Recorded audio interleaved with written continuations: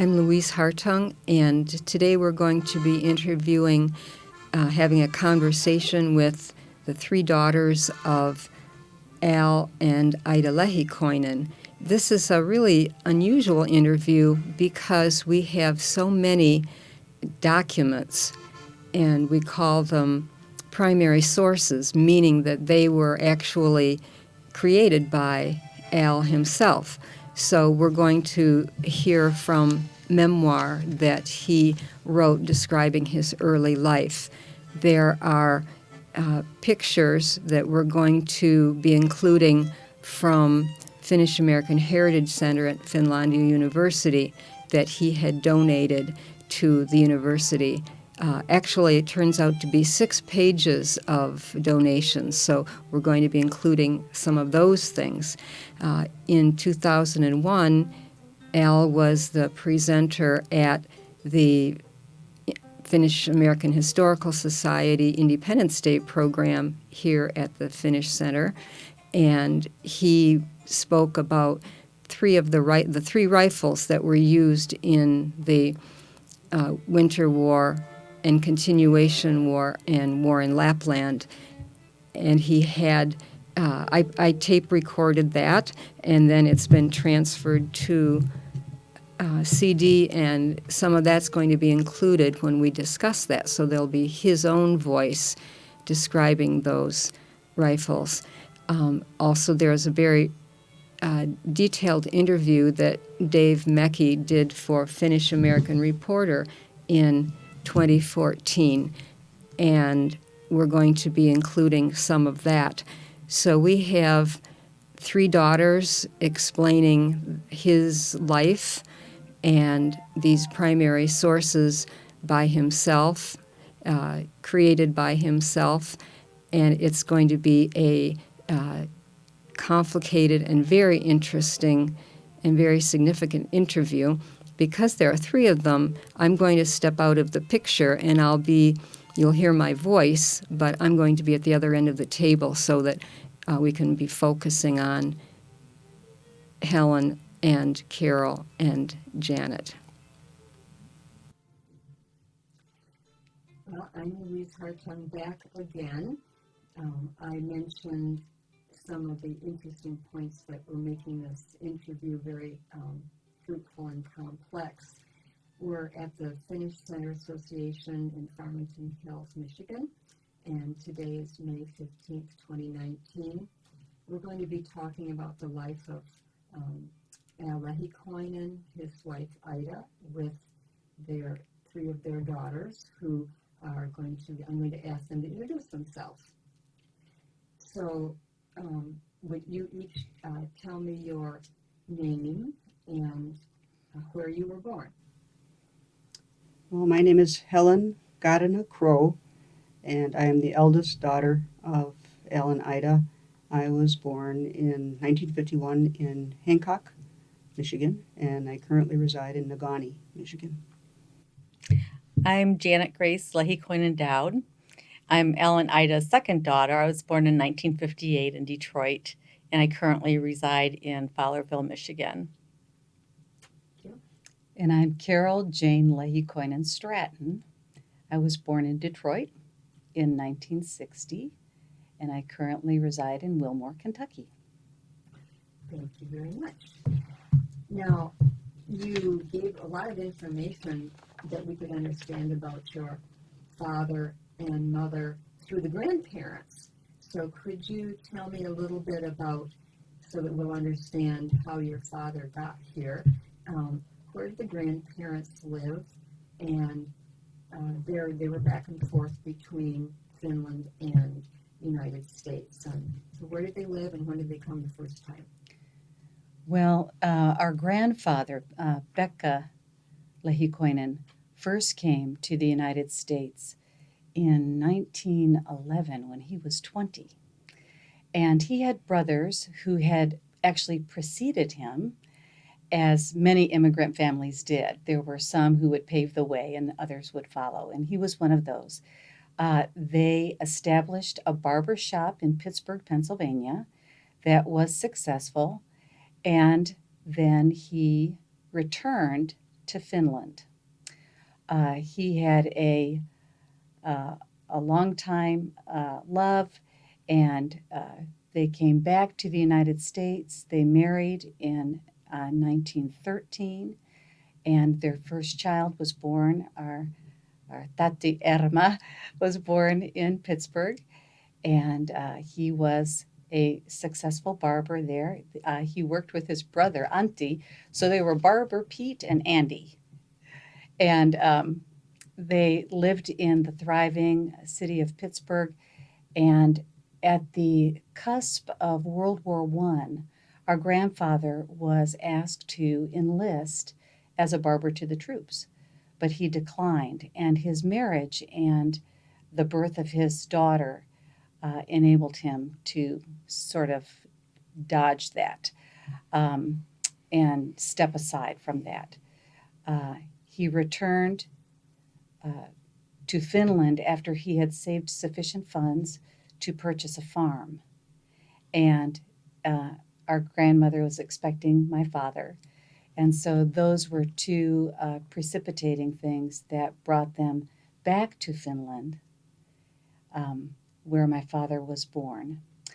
And then when he was 3, in 1925, they came back to Pittsburgh.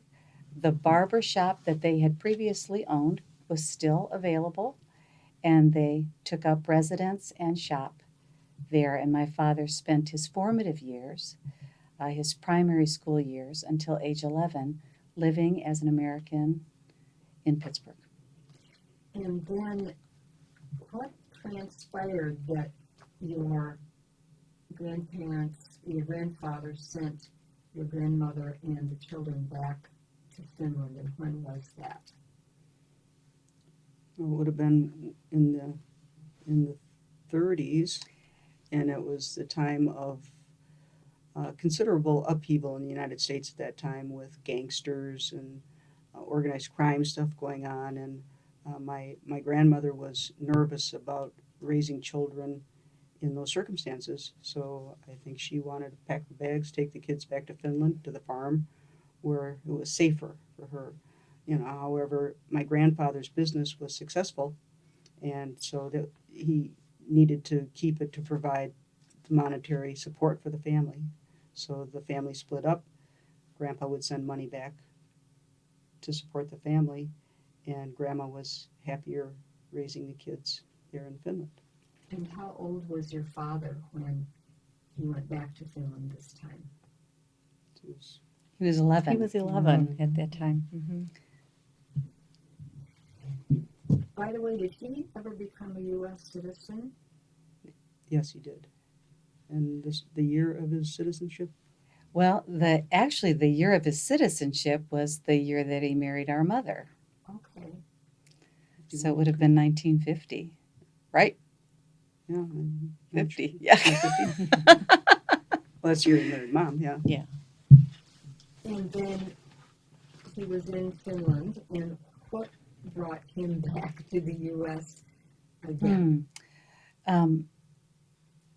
When he was 11 and he returned to Finland, he then enrolled in school. He was going through his high school years, and in 1939, that year he would have been turning 17 on November 2nd, 1939. The Russians invaded Finland on November 30th of that same year. And so he did we can talk about that later, but in his teen years, that's when he entered into sort of active service in the Winter War. What brought him back to Finland was all of this time, and these 15 years then that lapsed. You mean back to the Back to the U.S.? States. Back to the States, I'm sorry. All of this time in the 15 years that had lapsed, the family remained in communication, and our grandfather had been sending funds to the family. They received an exciting telegram at the end of the war that the business had been sold and the family would be reunited. It was a jubilant day. The very next telegram that was received stated that our grandfather had died in an emergency hernia operation. And my father, at the mature age of 26, had to cross the ocean, go back to Pittsburgh, and settle his father's estate. Okay. And then tell us about your mother. What was her name and where was she born and when did her family come to the U.S.? Well, Mom was Ida Gustava Heikkinen, and we figured our grandfather on our mother's side would have come here in the early 1890s. The family farm was built in Toivola in 1897, so he acquired land and built a farm there. But I don't know how Grandma and Grandpa met. Do you? I believe it was through a matchmaker Oh, maybe that's right. because Yeah. she had been married in She'd been Finland married, and yep. she had a little boy there, and her husband had died, and then her son, I think his name was Peter, had died, and somehow she got over here, and then Grandpa had been married and had a daughter from that first marriage, Impy. Mhm. And so it was a matchmaker who brought a widower and a widow together, and the rest, as they say, is history. So they were on the farm and then raised a whole bunch of kids. And the farm is still standing to this day. And still owned by the family. Wonderful. Wonderful. And how did your parents meet each other? Oh, well, Mom was a secretary at Suomi College, and which is now Finlandia University. And she told me that she would check out the Finnish students that were coming in, to see who might be a cute one. And she spotted my dad and thought he was, quite attractive and charming. And so, not to make it too obvious, she invited my dad and another Finnish student over to the farm to have dinner. And so that was the start of their relationship. I guess, obviously Dad was interested because they started dating, and I believe that my grandparents were suspicious about his intentions, thinking that he wanted to become a citizen through marriage to my mother. But over time, my grandfather really took a liking to my dad, and my mom and dad would talk about how my dad would stay up late after he would take my mom out for a date. She would go to bed, and he would stay up talking to my grandfather in Finnish. And at one point, my grandfather told my grandmother, "I hope those two throw their clothes together." However, that expression is in Finnish. And what brought my father to Suomi College was he was in Pittsburgh. He was settling our grandfather's estate, and he wanted to enroll in university. But his English language skills had declined to a point where he was basically ineligible to do that. And so a pastor friend suggested that he check out Suomi College in northern Michigan. And that's what brought him to the UP of Michigan.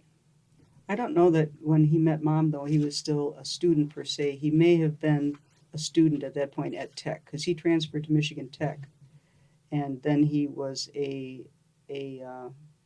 like an associate professor or an adjunct professor or a teaching assistant or something, and did some teaching at Suomi, and that may have actually been when he met Mom.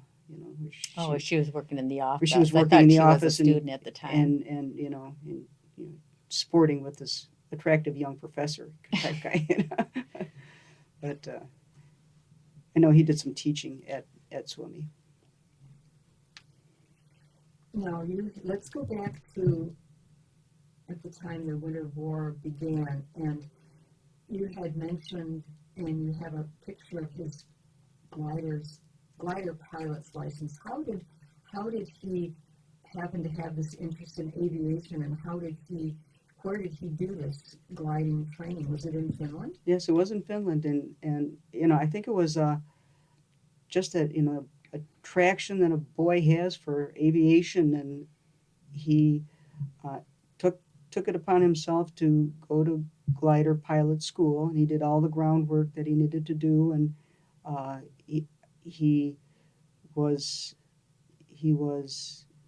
planning a career in aviation, and so getting his glider pilot license was like the first step becoming an aviator, and he worked on building them, and he did the ground school, and he did the flight training, and then the Winter War started, and while he was ineligible to serve in a full military capacity, there was a paramilitary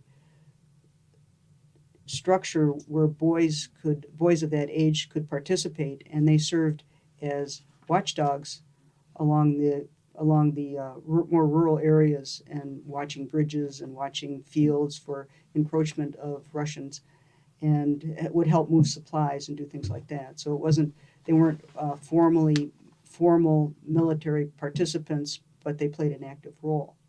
And then when the Continuation War started, he was eligible, and joined the formal ranks of the military. And at a presentation here at the Finish Center, he had brought the pictures he had painted, and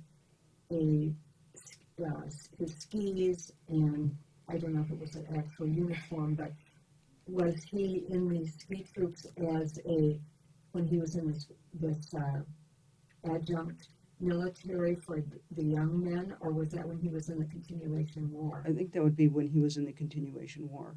Certainly Finns moved around on skis, and when he was in that organization with the younger men, he may have done that, but I think those displays in the full uniform were more representative of the years during the winter months of the actual Continuation War. He would have participated in that activity. So when the Continuation War began in 1941, did you say your father was 19 at the time? He was born in 22. 22. 18, 19. Okay. I don't know the dates. Okay, so it started in 1941. Where did he serve? Do you know where was it still in Karelia, or? I do know somewhere, if I could open my notes in my phone.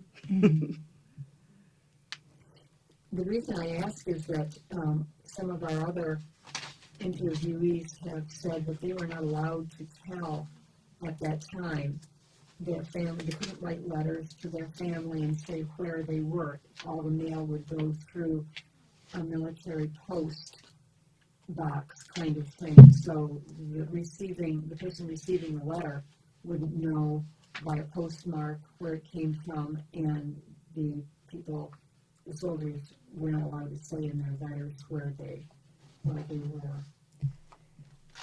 I have some notation. I do not know about my father's correspondence with his family during the wartime, but we were able to extrapolate that Dad was 19. He was ordered to report as a recruit to the Finnish army. He completed his basic training in Kuopio and was assigned to the Fighting 9th Regiment, and they were assigned to Russian Karelia. Russian Karelia. Okay. So you had mentioned in this interview and these memoirs that you were in information that he operated a trench mortar, and you have a picture at the Finlandia University Heritage Center of that mortar. Can you tell us what this was, and about the painting that he did of the three men using the mortar? I think that painting depicts a typical fire setting that would have been done as fortification for a front line. And my dad was a second lieutenant in command of a platoon of mortar mortar guys, mortar guys. But he was involved with determining the how the mortar should be placed for adequate fire coverage of the line, and he would do the measurements using maps and devices to figure out elevations and give the fire command for those mortars. That was his main duty, and I think he was probably very good at it. He received a couple commendations for having been instrumental in forestalling certain advances of the Russians, in certain parts of the territory. He was very, very known to be a very accurate platoon or mortar commander. And you also wrote that he had started out as a private first class and then had moved up in the ranks. Can you tell us about how that decision was made for him to be moved up in his ranking? Well, he went to non-commissioned officer school, and because of that training, he was then awarded second lieutenant. Mm-hmm. By the end of the war, he received commendation and was being made first lieutenant, but because of the stipulations that the Russians mandated that no awards be given for 10 years post-war, no elevation in rank, no commendations. My father received his first lieutenant designation 10 years later. And by that time, he was in the U.S. Yes, He settled was in the- in the United States, and he received notification that he had received an increase in rank long after the war. So he probably was discharged in 1944 when the war ended. He didn't happen to be serving in the war in Lapland. The end for him was the continuation war. No, not that I am aware of. Okay.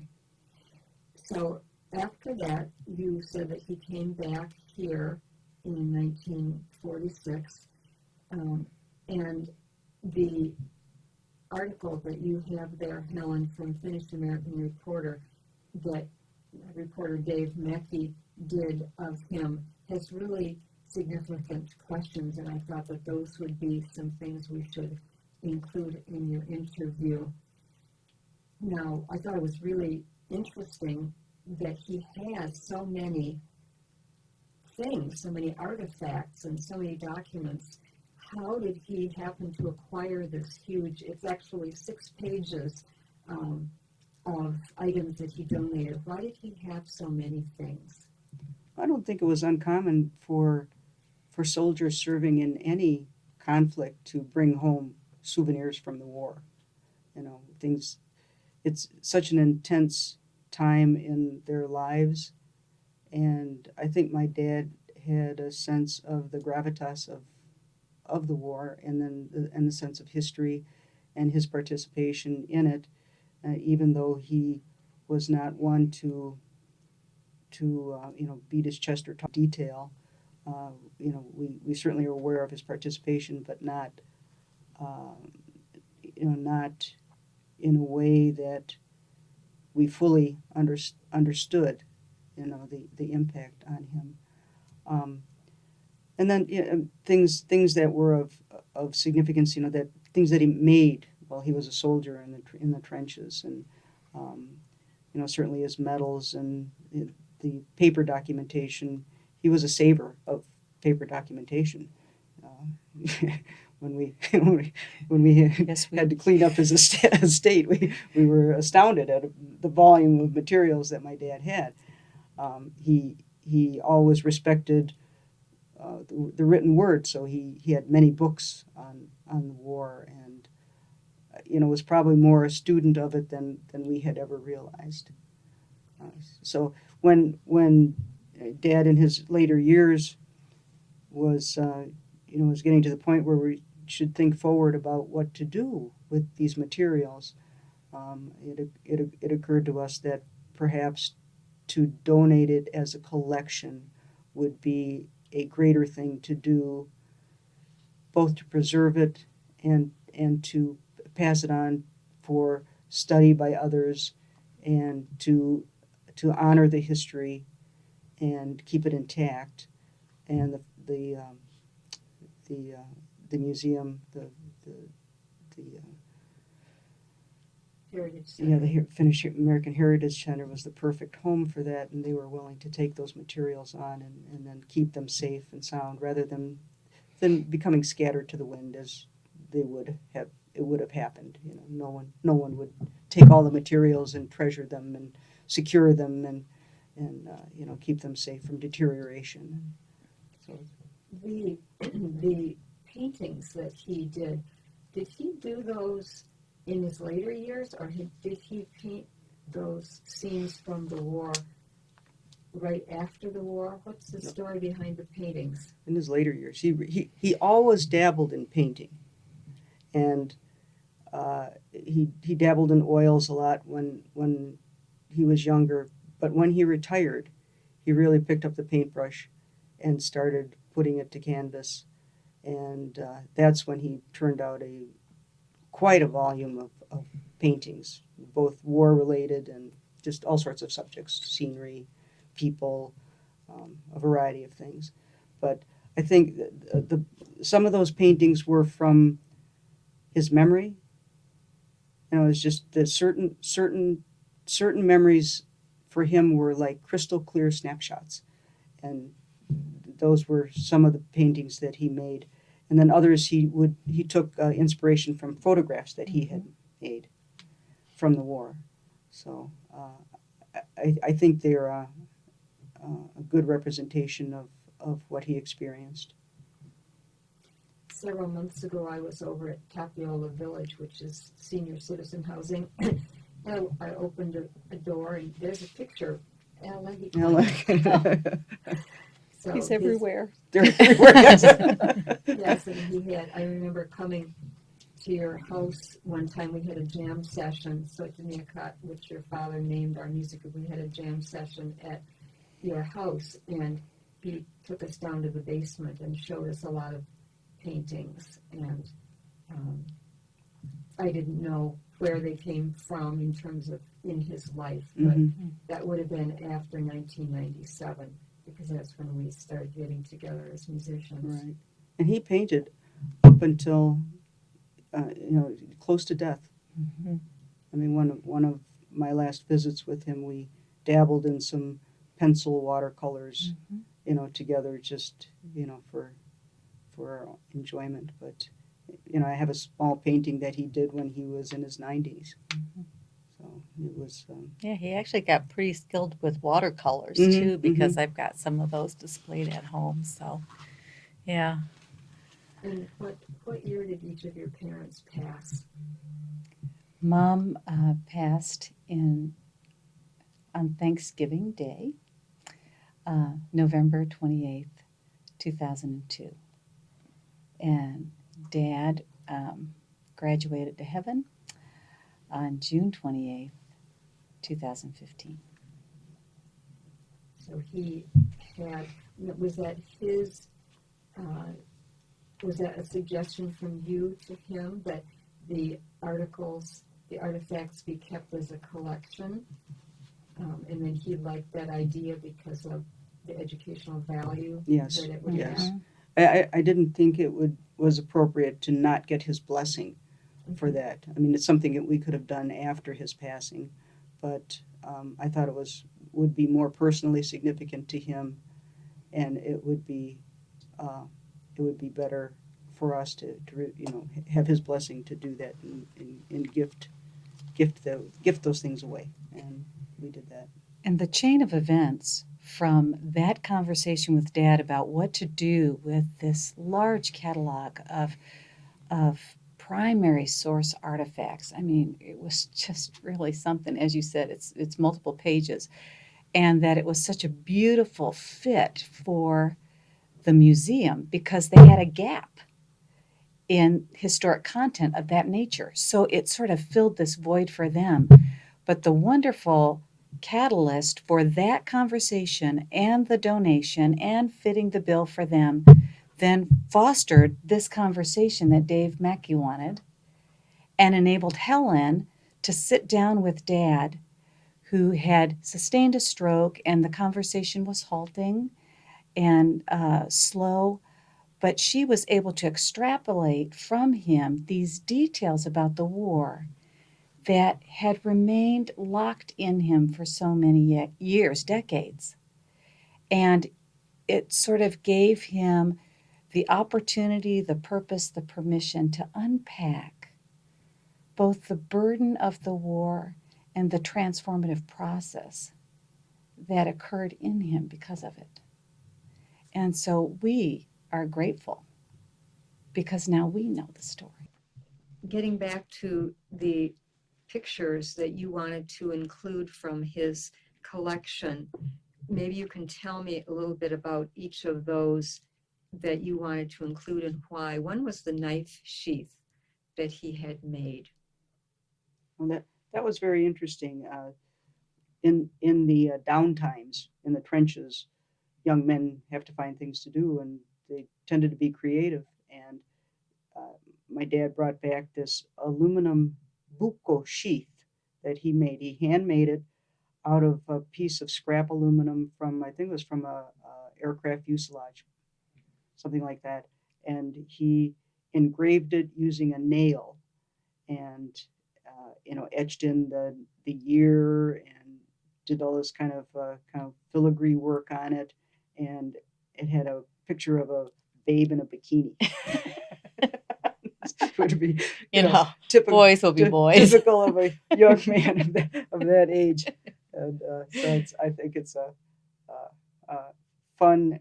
If there's fun involved with war, boys are going to find a way to have some fun. And my dad said that they would make things, handcrafts, out of scrap metal, out of birch bark, which Finns make many things out of birch bark, and do those things to pass the time when they had time to pass.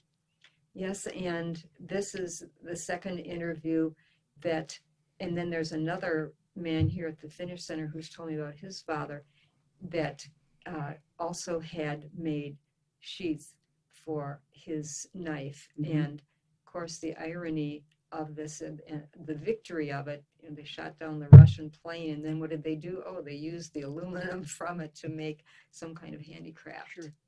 And there's no Finn in the woods who doesn't have a buco on his hip. So That reminds me of a story that Dad told about when they would capture Russian soldiers and how afraid the Russian soldiers were to be captured by the Finns, because they were told tales that, if you were captured by a Finn, they're going to, tear you to pieces with their bukos. And actually the Finns treated the Russian soldiers very well, offered them cigarettes, gave them food, helped them be comfortable. But the Russians didn't want to go back to Russia, had to stay in Finland. So the Finns had a scary reputation, but the reality of it is that they were very kind, generally, to the POWs. Mm-hmm. You have a pair of his officers' spurs. If you'd like to tell the story about the Russian horse and the spurs.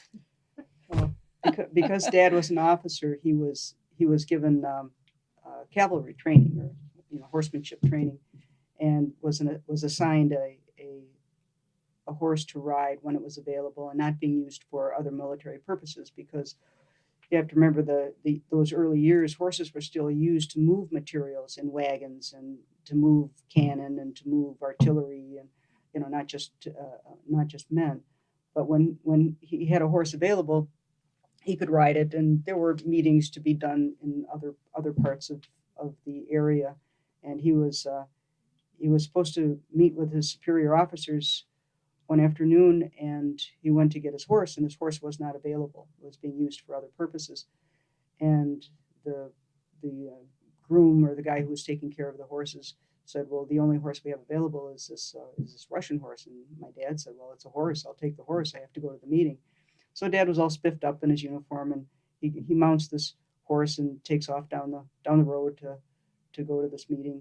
And as he's galloping along the trail, the roads were quite muddy, and there was a wide puddle in the road, big, wide, deep puddle. And Dad was a pretty experienced horseman. He didn't think anything about it. He galloped up to the edge of the puddle to have the horse jump, and the horse stopped, and my dad didn't. he was pitched over the head of the horse and landed, flat on his back in the muddy puddle ahead of the horse. And he picked himself up. I'm sure he had a few choice words for the horse, but he remounted, and he couldn't do anything about his condition of his uniform, but he just rode on to the meeting. And when he walked in, everybody looked at him and just started laughing because he was just a dripping wet mess. And a superior officer was like, well, what happened to you, Lehikoinen? And my dad told the story, and they suggested he might take a refresher course in horsemanship. And his retort was, well, I've learned to you never trust a Russian, even if it is a horse. But Dad always had a way of putting a humorous spin on things. He was quite the jokester, and could see humor in most things. This isn't a picture, but it was something that your father described during the terrible times about cigarette smoking. My father was never a smoker except during the war. And he said in the spring of the year, all the men took up smoking to cover the stench of decomposing bodies. So it was their only default. Yes. Another one that you have on your list, that he has on his list, is the New Testament that he carried. Would you like to talk about that significance to him?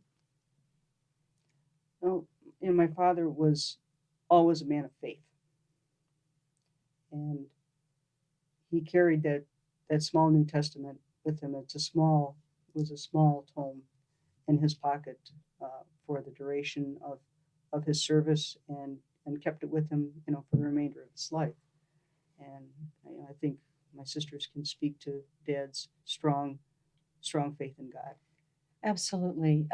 He would articulate to me images of bullets embedding themselves in the timber around his head, and stone shrapnel flying in his face. And he said, I felt such a presence of God with me in that moment. He said, I was not afraid. I felt he was here, and I felt I would be all right. And that sort of sustaining faith carried him through many harrowing life events, many. And he actually served as the pastor and the preacher for the finished service of our Lutheran church. So he had preaching skills and teaching skills and artistic skills and aviation skills and musical skills and singing skills, and he was making daughters skills. Beautiful women skills. He was quite a package. Yeah, he did. He said that was one of his goals in life, was to be surrounded by beautiful women, but he didn't expect it to be like 4 daughters. Well, he said, did say this. He should have been more specific. Yeah, he said I always wanted to be surrounded by beautiful blondes. He said, I should have prayed in specifics. Now, when you were growing up, did your father talk at all about his experiences in the war, and either the Winter War or the Continuation War? Because one of you had mentioned that he would get to a point where he would say, well, that's enough for now. I was always interested in history, and later became a history teacher. And so I was interested in digging out the details of any story. And I would ask question after question after question, and I would start to go down that road about wartime. with Dad, and I was so curious. And he would unpack a little bit of it in generalities, and I would prod for more, and he would say, "Well, that's enough about that." And I knew the subject was closed. And so, really, we came to his age of 91 when he divulged details. That's a long wait, and that's a long time to hold it. And what do you think the effect was on him to be in that spa program with the other veterans? Because it seems like you saw a change in his ability to speak about that after those spa events. In his 80s, I thought it was marvelous that he was traveling solo to Finland in his 80s. Just right there, that's a man of courage. And he was invited to spa events for veterans, a week-long stay. And when he would come back, he would share with me about the hot tub and the lap swim and the gym and the personal trainers and the wonderful meals and the camaraderie. He never once mentioned that there was any kind of group therapy session, any kind of psychological support, any kind of counseling that occurred. But I think the combination of creating an atmosphere in which it was all right to release these memories into a safe and understanding environment changed him. And as he came back, he became more at ease with the unfolding of that part of his life and that story. And when you think about the formation of a 17-year-old to a 24-year-old in that kind of atmosphere, it's very, very significant. And so we are thankful for that opportunity for him, for a healing event. Yes, and you said that he then went to other places to speak in the area. What kinds of places did he go to and to share about these things? Well, he was part of the Lions Club in our local community, and so he spoke there. The Wesley Village Senior Living Community, where he resided, is a place of educational opportunity, many, many opportunities. And he had the chance to be part of music there and also teaching there and also art there. And one of the seminars and sessions that he would give were to other attendees at the village, and would share his experiences there. On Veterans Day, they would always fly the Finnish flag for him, and he would wear his uniform. And as I snagged a photographer when my dad was 91 and could still wear his uniform, and had a series of photographs made of him wearing his uniform and next to some of his artwork. And I just admired him so much for not only weathering all those experiences with good humor, but being able to fit into his uniform. I mean, most guys can only wear their socks. And that other picture that you have there? This other picture is his high school graduation. And so this would have been what he looked like as he entered a service in the Winter War, as one of those sort of reconnaissance guys. So 39 and to 1939 to when he okay, so he was 17 and 91. Yes. Is there anything else that you'd like to share about your father that we haven't covered already?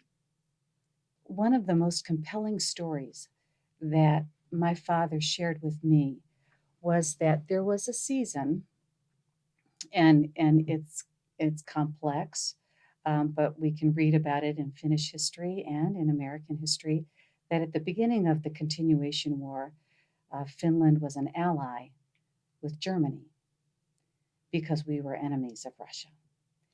And as we look back in hindsight to what occurred in World War II with Germany, I would ask my dad, as an impassioned young historian, did you know? Did you know what was going on? He said, we had no idea what was going on.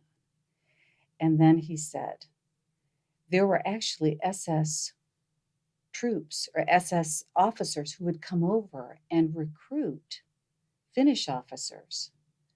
And they would invite them to get this very elite SS training in Germany. And he said many of his buddies jumped at that chance because it was sort of an invitation to go to West Point. And of course, Germany was leading the charge in everything, and they seemed to have the upper hand and be the powerhouse. And so his buddies went for this training. And my father said, I will fight and serve on Finnish soil, but I will not leave my homeland. He said later on, these buddies who garnered and longed for this stamp in their passport and this indicator on their military record, at the end of the war, because of that stamp and their military record, were prohibited from traveling abroad. My father would look at me with grave seriousness and he would say, so, be very careful of a yes or a no, because the yes or the no can change the trajectory of your entire life. Powerful words. Yes. As you have been thinking about this interview and preparing for it, have you come up with any new realizations or new information that you hadn't been aware of before? Well, I mean, Helen and Carol have done a great job gathering information. And so, I know some tidbits here and there and some stories, but they really did the digging. And so I have to give them a lot of credit for getting all this information because it's been a very rich history for me to read all the details about my dad, and has really, I already respected him and loved him, but it's like, wow, I mean, what a life he led.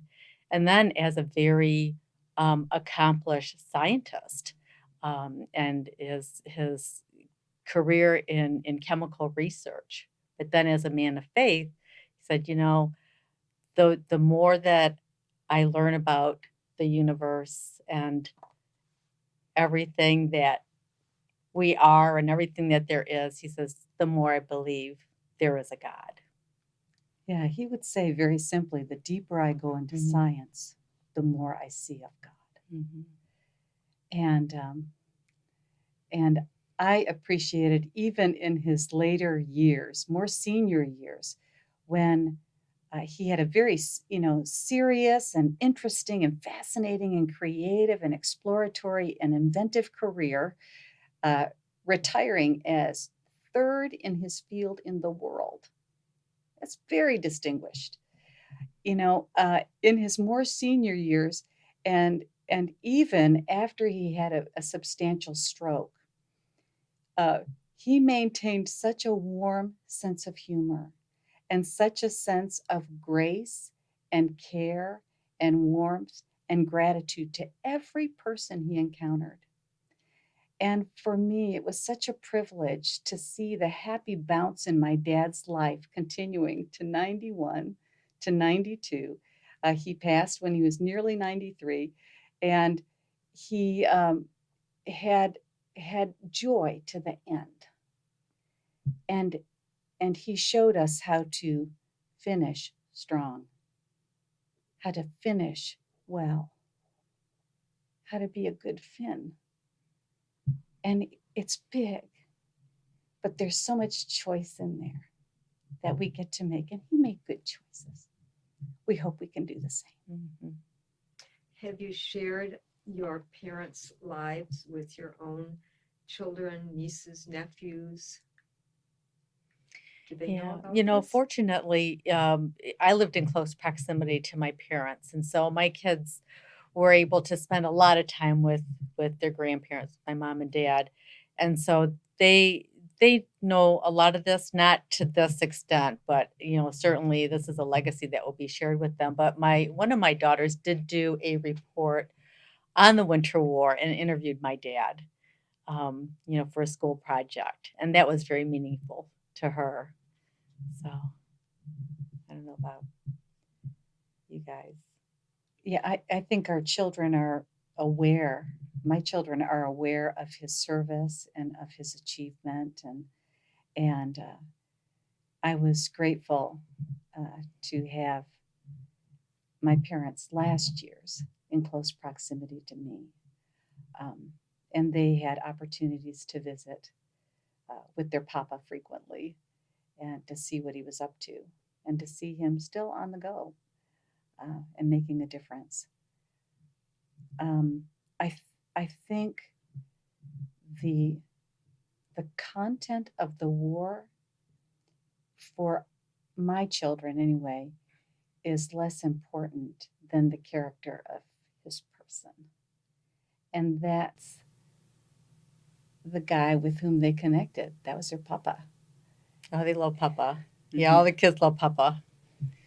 Little kids love Dad. Yeah, Yeah, all little kids, like All- little kids and and animals. He was just like the Pied Piper and Dr. Doolittle. Yes. But he Well just had loved. that good, that Gentle. positive energy, gentle, Yes, and little inviting. kids and animals pick up on that. And just Good humor. silly, Yes. just Silly. silly. He was so silly. It's like, oh, the eye rolls with Dad, right? Yes. He's a wise man and a wise guy. Very true. Well, what you have shared is, of course, you're going to get a complete copy of the interview, and then we're going to be taking sections of each interview. There'll be 6, probably, and then putting that together to make a video, and we'll be including music from Finn folk, which is the name that we use after Soitiniakat, because even a lot of Finns here couldn't say Soitiniakat, so we came up with Finn folk.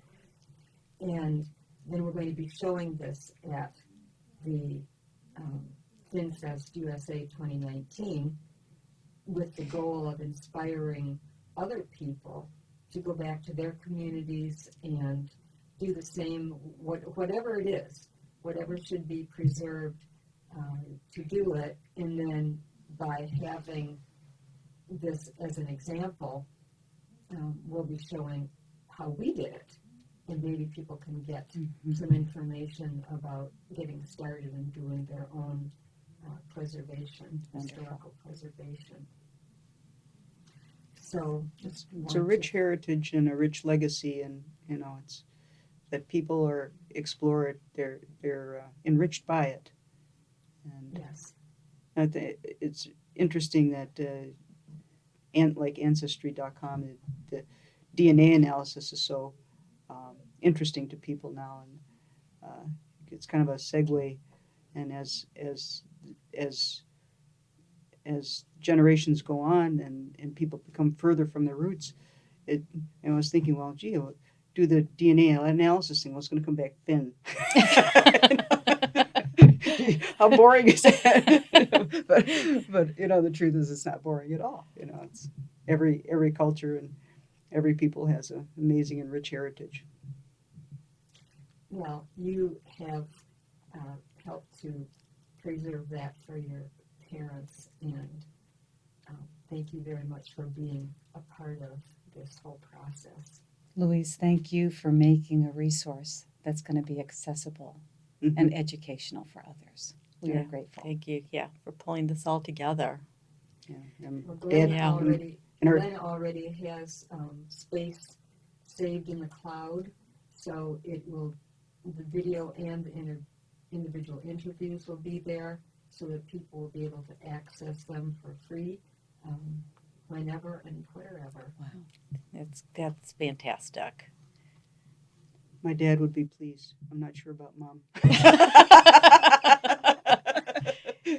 Yeah, Dad would be all She was about kind it. of shy and retiring. Okay, well, thank you, and we'll close the interview now. Move the segment of the program to the Winter War. Former ski trooper and Winter War veteran Lehikoinen will discuss 3 weapons which worked well in the Winter War and the war continuation. Thank you. My talk today is going to be probably entitled as The Tales of a Gun. And we're going to be talking about a military rifle that has an exceptionally long lifetime. It has been in operation for about 80 years and done very well.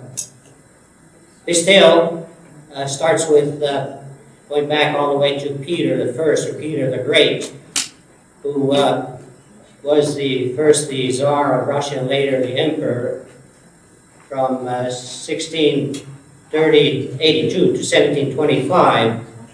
And in his pursuit of westernizing Russia, he also looked at the arms that the Russians were using at the time and decided to build a small arms factory in Tula, Russia, which is in central Russia, about 100 miles south of Moscow.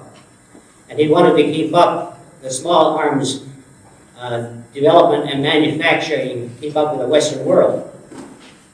In the early 1880s, Russia wanted to replace their antiquated Russian Gardner's military rifle with a better one. So there was a contest held in which many different designs were submitted. And 2 designs that came through were one a French design and one by a Russian. And they couldn't decide on first place, and they looked at the characteristics of these 2 guns and decided there were some good characteristics in both, so they combined some of these together, and so the Russian rifle called M91 was developed, and it came under the name of Mosin-Nagant military rifle M91. This is the typical M91 rifle. It's sort of the granddaddy of them all.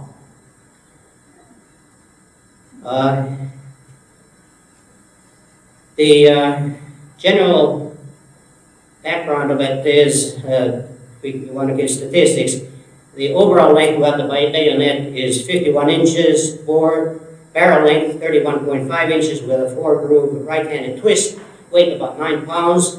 Magazine is a 5-round integrated box, and it's a turn-bolt action, capable of taking 5 rounds, 4 in the magazine, 1 in the receiver, in the chamber, and its firing speed is about, for an ordinary soldier, would be about 10 to 12 rounds per minute. The caliber is a very large one, it's 7.62 millimeter, and the muzzle velocity is 615 meters per second, or roughly about 2,200 feet per second. It has an open rear sight. For long distance, you can put it up in another position here, and it has a blade-shaped front sight. It has a full stock with a straight stock. It is accurate to about 3,300 meters, and it takes the bayonet, which is a cruciform spike-style bayonet with a flat head, which looks like a screwdriver end. As a matter of fact, when we had those bayonets, we used them primarily for screwdrivers. However, it can be inserted here into the forward position, or if you want to just